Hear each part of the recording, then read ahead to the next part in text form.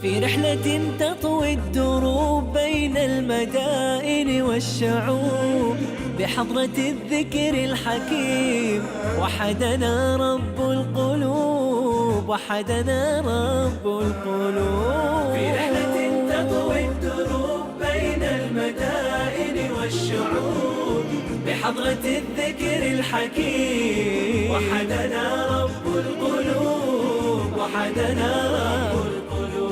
ولحفظ آيات الكتاب قد أتينا كل باب نمضي على درب الصواب من قبل أن تجلو الخطوب، من قبل أن تجلو الخطوب. في رحلة تطوي الدروب بين المدائن والشعوب. تكلمنا مع بعض عن التدبر ومعنى التدبر وأهمية التدبر، وذكرنا مع بعض أسباب كثيرة جدا بإذن الله تعيننا على تدبر وتأمل كلام ربي عز وجل.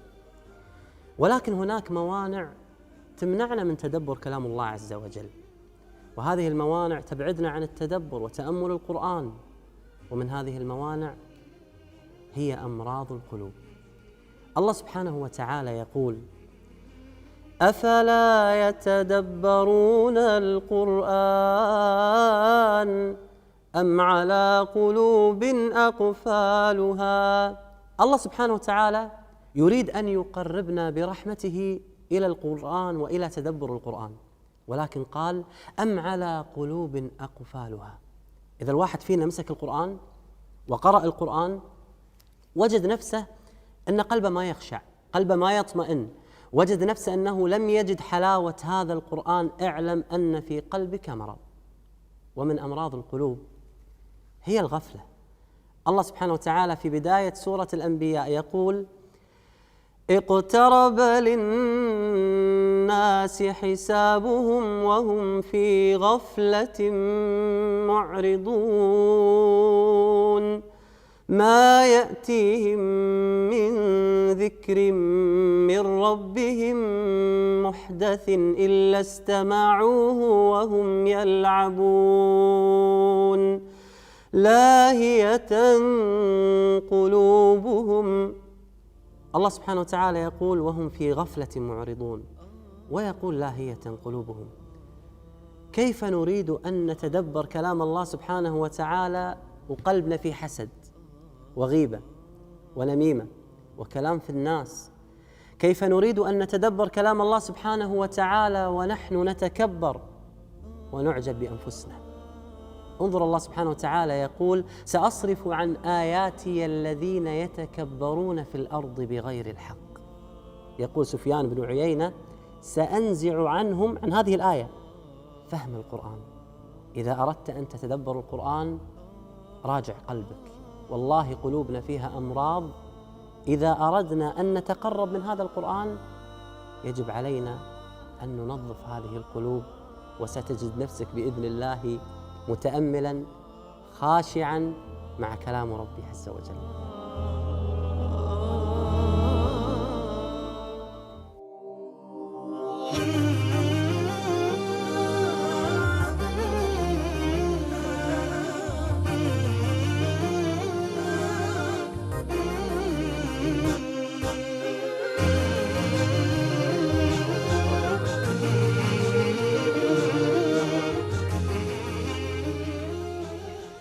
نموذج خليجي آخر من الذين حفظوا القرآن وأتقنوا القرآن عكسوا لنا أن الذين يحفظون القرآن ليسوا فقط من الفقراء، بل أناس يحفظون القرآن من الأغنياء ومن الذين أنعم الله سبحانه وتعالى عليهم بالرخاء، وهذا فعلا ما وجدناه في قطر الحبيبة.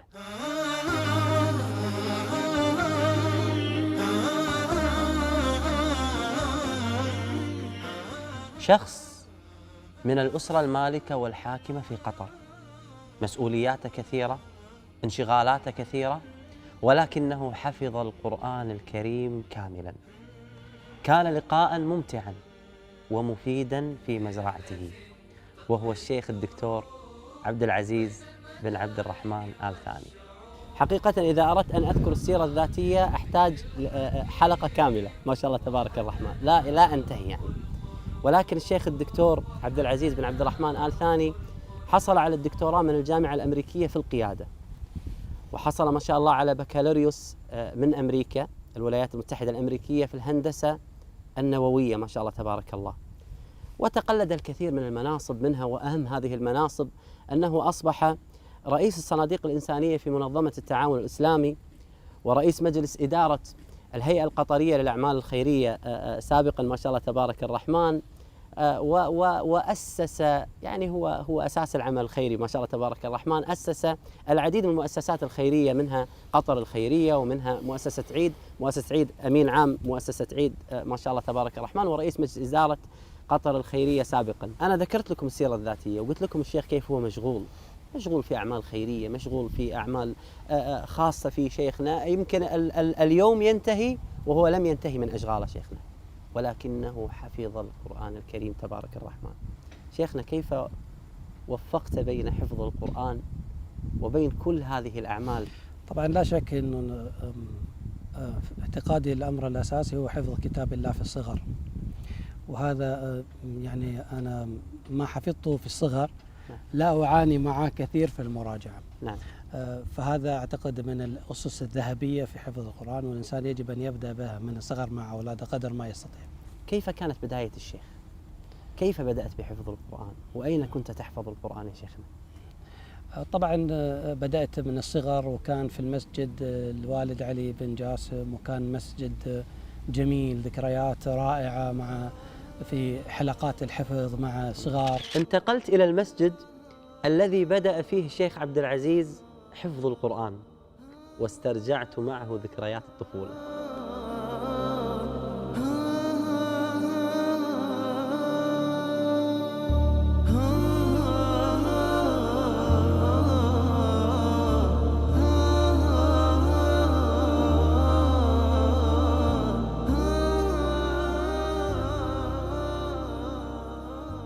حقيقة طبعا المسجد هذا طبعا شهد حفظ الطفولة، وكان الوالد الله يرحمه وعمي جبر، الوالد عبد الرحمن وعمي جبر الله يرحمه، كان يأتون بنا إلى هذا المسجد يرسلونا، كنا يعني نجلس في حلق الحفظ.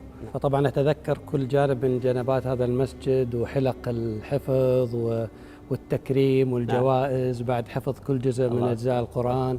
كانت بدايتك في القرآن في حفظ القرآن؟ بداية القرآن كان في هذا المسجد. نعم. أول حفظ كنا نأتي، أنا أذكر أني أتممت في سن مبكرة تقريبا لما كان عمري 8 سنوات، أتممت 5 أجزاء. ماذا يذكرك هذا المكان اللي قلت لي عنه؟ طبعا هذا المسجد أولا غير أنه شهد طفولتي في حفظ كتاب الله، وطبعا تعرف كان المسجد يمتلئ والأصوات عالية من الأطفال، والتنافس يكون شديد بين كل الأطراف، لكن هذا العمود بالذات طبعا جدد وغير شكله، لكن هذا شهد ساعات وساعات طوال مع فضيلة الشيخ عبد التواب هيكل، أسأل الله أن يحسن خاتمته. آمين. ومن الناس اللي قرأت عليهم عرض رواية وقضيت معهم وقت طويل جدا في قرآن، فكان نصلي التراويح والقيام سويا.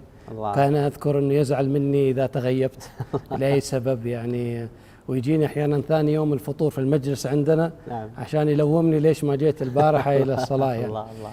والفجر وليال عشر والشفع والوتر والليل إذا يسر هل في ذلك قسم لذي حجر ألم تر كيف فعل ربك بعاد إرم ذات العماد التي لم يخلق مثلها في البلاد. لكي تعلم أن للقرآن أثر في طفولتك، وللقرآن أثر في مكانتك بين الناس، وأيضا للقرآن أثر في علاقتك مع رب العالمين. حقيقة من بدايات يعني طفولتي باستمرار آثر القرآن وتقدير الناس واحترامهم، إلى أن وصلت إلى الجامعة وإمامتي للناس في السكن مثلا الجامعي أو في الجامعة، وكنت إمام، فكان لها مكانة بين الناس وأثر، بالإضافة إلى بالنسبة لي أنا أرى أهم من كل هذا حقيقة الصلة الجميلة بيني وبين الله سبحانه وتعالى بالقرآن، لأن هذا الإنسان تمر بلحظات من الكرب والضعف والضيق والكدر. حقيقة بالنسبة لي ما أجد غير القرآن هو مؤنس، حتى أثر في مكانتك بين الناس معي. أنا أذكر لما بداية ما جئت من الجامعة من الخارج وجيت بين آبائي يعني شيبان وكذا، فحقيقة كان وجودي بينهم عادي، وكان يرون حقيقة لما تقدمت وصليت بهم وسمعوا لي وراوني حفظ، حقيقة أصبح مكانتي مختلفة بينهم، فأصبح أقرب في المجلس وأكون أكثر مكانة وأسأل. وتركنا بعضهم يومئذ يموج في بعض ونفخ في الصور فجمعناهم جمعا وعرضنا جهنم يومئذ للكافرين عرضا الذين كانت أعينهم في غطاء عن ذكري وكانوا لا يستطيعون سمعا. شيخنا ليس فقط الشيخ عبد العزيز بن عبد الرحمن آل ثاني هو من يحفظ القرآن وأصبح وحده يحفظ القرآن، هو الآن حريص أن يحفظ أبنائه القرآن. صحيح. حدثني من عبد الرحمن، كان معك بالحلقة، ثم كيف استمريت معه مع إخوانه، تذكر لي أسمائهم. صحيح. حقيقة طبعا الحفظ في مثل هذا الجيل هو معاناة ومشقة ضخمة جدا، لوجود وسائل الترفيه، وجود الإعلام، وجود الميديا، وجود عبد الرحمن. طبعا يمكن صار بيني وبين هذا كان الكل وقف أمامي. يعني أخذت قرار كذا وهو في أول إعدادي إني وقفت سنة كاملة عن الدراسة، وجبت له شيخ وجلس يحفظ القرآن. في هذه السنة الحمد لله كان 18 جزء تقريبا. ما شاء الله. وقفت عن الدراسة شيخنا؟ نهائيا وقف عن الدراسة سنة كاملة، ثم رجع بعد السنة أنت تقول في الإعدادية لو في البداية تهون، لكن أنت في الإعدادي هي صعبة، هي جرأة. أي نعم. فالحمد لله يعني أنا أرى أنه حتى على عبد الرحمن الآن ما شاء الله عليه يدرس في جامعة أم القرى فقه، والآن ما شاء الله. من إخوان عبد الرحمن من ما شاء الله يحفظ؟ عندي فاطمة الثانية، الفاطمة الآن تقريبا قاربت على 20 جزء ما شاء الله، وإن شاء الله هي معاهدتنا أنها قريبا تنتهي ما شاء الله. وبقية الأولاد يمشون في الحفظ. قليل دائم خير من كثير منقطع، كانت هذه نصيحة الشيخ عبد العزيز في تجربته القرآنية. جعلت لنفسك أمر ثابت يومي لا يحركه مهما كان أي ظرف زمني أو مكاني أو أي عائق، أنا أعتقد أنه في خلال فترة بسيطة حتكون حافظ لكتاب الله، وأنت نفسك حتى تتفاجأ بحفظك لكتاب الله. يا من تسمعني، قضية أن يجعل لك في اليوم ولو آيتين، حتجد أن خلال 3 سنوات أنت أتممت كتاب الله. الله. الأمر الثاني اللي أنا أقول لابد المراجعة هي أكبر مهمة تقع على حافظ كتاب الله.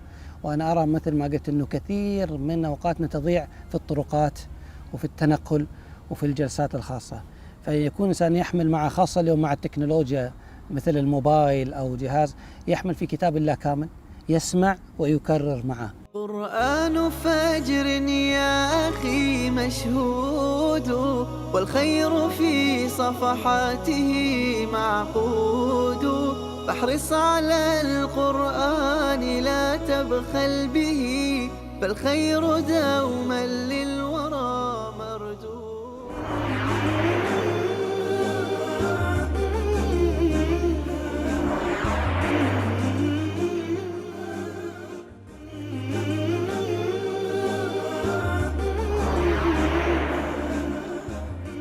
من الأسباب التي تمنعنا عن تدبر كلام ربي عز وجل هي التكلف بالقراءة. ذكرنا أن من أهم الأسباب اللي بإذن الله تعالى تعيننا على تدبر كلام ربي عز وجل حسن الصوت والتجويد والقراءة الحسنة، ولكن نجد بعض القراء يتكلفون بالقراءة فينشغلون عن تدبر كلام ربي عز وجل. وأنا أنصح نفسي وأنصح إخواني القراء، بعضنا يتكلف بالقراءة ويعلي صوته بطريقة ويهتم بالنغم في القراءة وينشغل عن الاتعاظ وفهم القرآن والوقوف عند الآيات.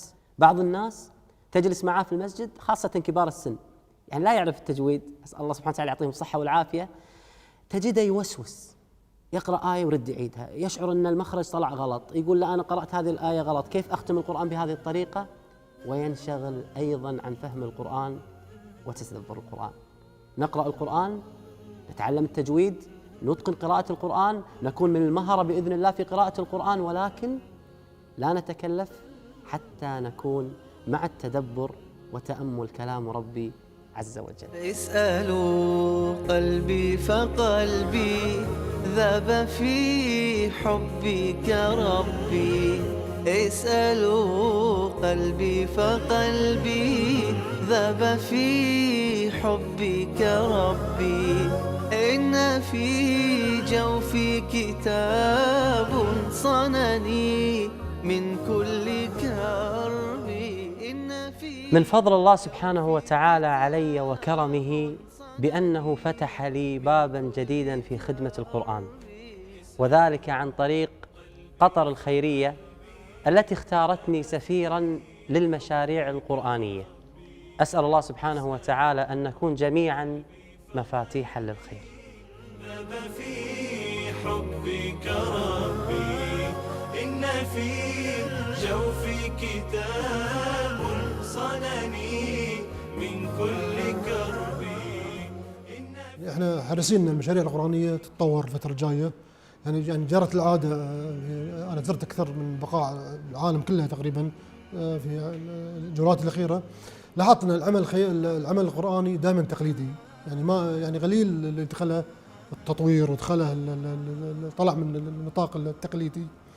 واحنا نامل الان دخول الشيخ فهد معنا انه بيكون هي دافع لنا ونقله ان نطور العمل القرآني سواء في قطر او خارجها. مع احبابنا في جمعية قطر، وهم من فتحوا لي هذا الباب وعلى مصراعي حقيقة، وقالوا لي كل ما عندك من افكار قرآنية تخدم القرآن سواء في قطر الحبيبة أو في أي مشروع من مشاريعنا القرآنية في العالم نريدك معنا. وأنا أقول لهم أنا خادما معكم. بيكون إن شاء الله سفير لنا المشاريع القرآنية، بيكون إضافة لقطر خيرية في مشاريعها مستقبلا. أصبحت عندنا أفكار إبداعية نستطيع من خلالها أن نجعل في كل بيت حافظا متقنا للقرآن سواء في قطر أو في كل دول العالم. سعيد جدا بانضمام الشيخ فهد الكندري لمجموعة سفراء قطر الخيرية في مجالاتهم المختلفة في تخصصاتهم العديدة. أنا ممن تشرفوا بأن يكونوا من متابعي برنامج أولا عبدا شكورا ثم مسافر مع القرآن 1، والآن بإذن الله تعالى بانتظار برنامج مسافر مع القرآن 2 اللي ما قدمته هذه النوعية من البرامج من إضافة كبيرة للإسلام للمسلمين.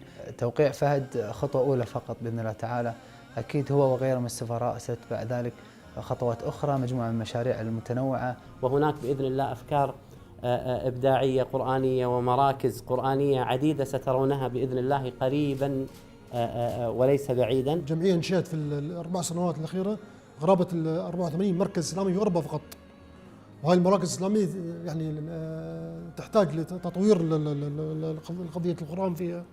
I just wanted to say how privileged I felt to sign the agreement of being ambassador for Qatar Charity, and another privilege for me was to sign in the same time as Sheikh Fahad. And mashallah, there is no chance happening like this in life. I think it was part of our destiny. Mashallah, I met him 2 years ago in Seville, and we got on well, very fine. And I'm happy to sign ambassador in the same time as him.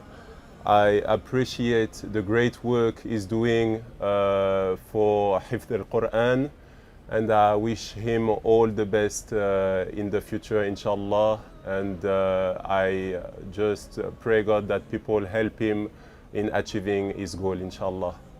بارك الله فيكم. ارتق لأنك حافظ يا مسلما، ارتق إلى الفردوس تلقى المنعما.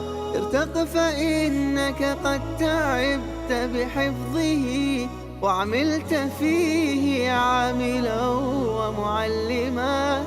ارتق فإنك قد تعبت بحفظه وعملت فيه. يقول ربي عز وجل في آية شيخنا عظيمة، يقول قل هو نبأ عظيم أنتم عنه معرضون. نجد ما شاء الله كثير من حفظة القرآن، الملايين ما شاء الله من حفظ القرآن والمعلمون القرآن والمتدبرون. ما المقصود بالإعراض في هذه الآية شيخنا؟ النبأ العظيم هنا اختلف فيه، لكن الأكثر على أنه القرآن. فقال الله جل وعلا: قل هو نبأ عظيم. عظيم وصف للنبأ، أي هذا القرآن عظيم، من أعظم غفلتكم أنكم لم تعرفوا قدره. والخطاب لكفار قريش، أنتم يا كفار قريش عنه أي عن القرآن معرضون. فما جاء فيه القرآن من إثبات نبوة محمد صلى الله عليه وسلم، من الإخبار بالبعث والنشور، من إخبار الأمم السابقة وتصديقها، قال الله: قل هو نبأ عظيم أنتم عنه معرضون وما حق القرآن أن يعرض عنه. لكن هذا الخطاب يندرج فيه تبعا لا أصلا عصاة المؤمنين، من يقرأ القرآن ولا يتدبره ولا يتأمله ويعرض عنه. ما معنى يعرض عنه؟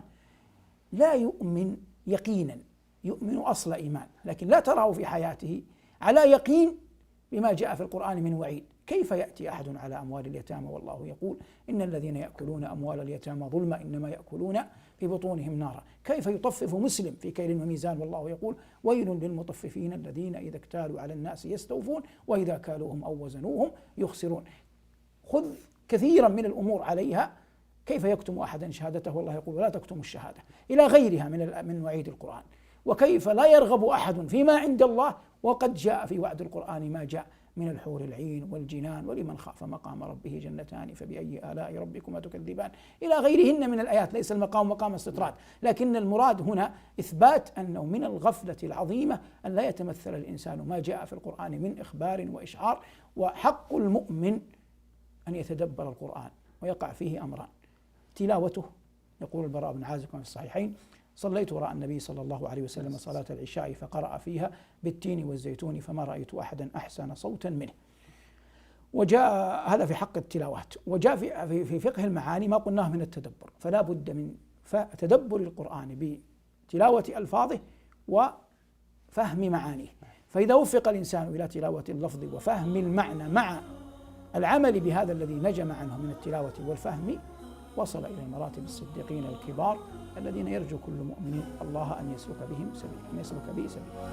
عبير الروح حين يفوح وباب الخير لي مفتوح، فيه يبوح فيض الروح عريج العشق بين الدور. عبير الروح حين يفوح وباب الخير لي مفتوح، فيه يبوح فيض الروح عريج العشق بين الدور. نطوف برحلة القرآن دروب الخير والأوطان، وتسمو غاية الدنيا لكي نلقى رضا الرحمن.